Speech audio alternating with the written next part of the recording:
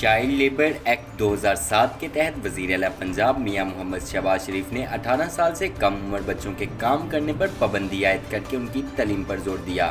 مگر اس قانون پر عمل درآمد نہ ہو سکا۔ مزید اس حوالے سے تفصیلات جانتے ہیں ثانیہ بٹ کی اس رپورٹ میں۔